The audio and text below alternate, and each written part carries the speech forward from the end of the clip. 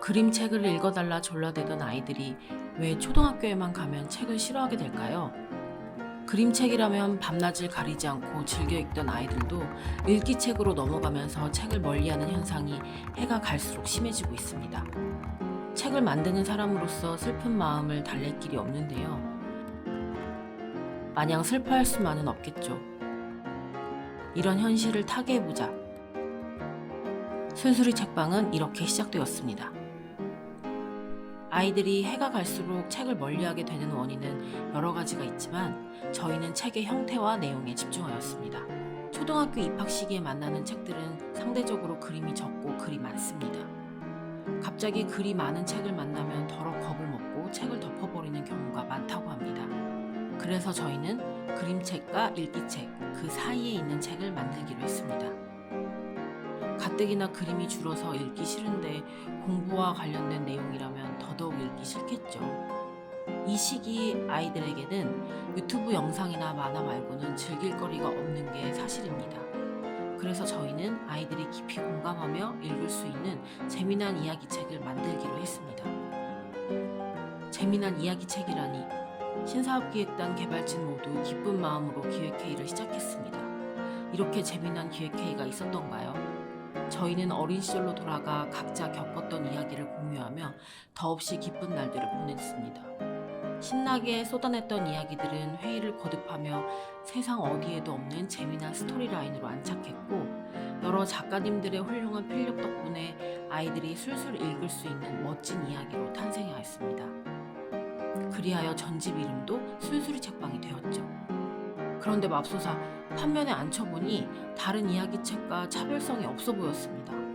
세상 어디에도 없는 재미난 전집이라는 것이 한눈에 보일 줄 알았는데 어쩌면 좋을까요? 평범함을 뛰어넘을 무언가가 간절히 필요했습니다.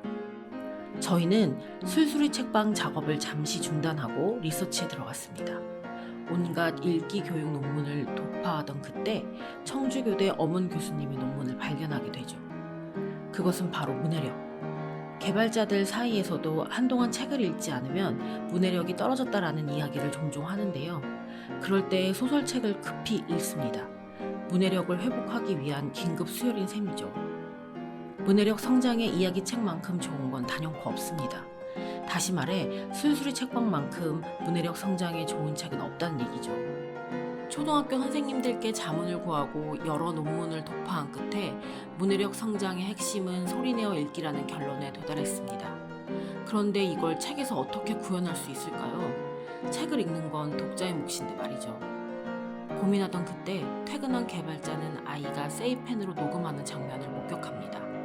아이는 자기 목소리를 녹음하고 재생하며 무척 즐거워하죠. 개발자 엄마는 유레카를 외칩니다. 우리에게는 세이펜 녹음 기능이 있었던 것입니다.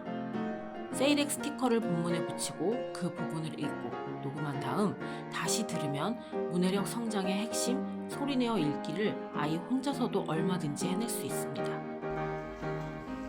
와, 슬기 너 진짜 잘한다. 너도 잘하던데? 와, 슬기 너 진짜 잘한다. 너도 잘하던데? 소리내어 읽기가 구현되어 있다 한들 아이들이 책을 펼치지 않으면 무소용이죠. 술술이 책방은 아이들이 책을 펼쳐보고 싶은 마음이 들도록 표지에 힘을 바짝 주었습니다. 이야기를 끌고 가는 캐릭터의 개성이 만천하에 드러나도록 전면 배치했고 면지로 넘어가면서 이야기의 단초를 하나씩 제공합니다. 본문이 시작될 때도 이야기 흐름을 잘 따라갈 수 있게 인물과 사건의 배경, 상황을 하나씩 친절하게 설명했습니다. 이제 막 혼자 책을 읽기 시작한 아이들이 겁먹지 않고 이야기를 쉽게 이해하면서 스스로 천천히 읽어나갈 수 있게 신경 썼죠. 본문 디자인도 그림책과 읽기책 딱 그 사이의 책으로 느낄 수 있게 마련했습니다. 판형은 읽기책에 가깝지만 그림은 그림책처럼 많고 글 분량은 그림책과 읽기책 사이로 맞추었습니다. 그림책만 보던 아이들도 읽기 만만하게 보지 않을까요? 술술이 책방은 참 쉽습니다. 문장이 짧고 우리가 평소에 말하는 어순을 고려해서 썼기 때문에 읽으면서 바로바로 이해가 잘 됩니다. 그러니 술술 부담 없이 읽어나갈 수 있겠죠? 읽기에 부담 없이 만만한 바로 그 책이 술술이 책방입니다. 제 아무리 재미난 책이라도 읽다가 어려운 낱말을 만나면 좌절합니다. 술술이 책방은 어휘 공부도 특별합니다. 아이들 어휘력 수준은 천차만별이죠. 하지만 반드시 알아야 할 어휘는 분명히 있습니다. 그걸 추리기 위해 저희는 현직 초등교사 6인을 만났습니다.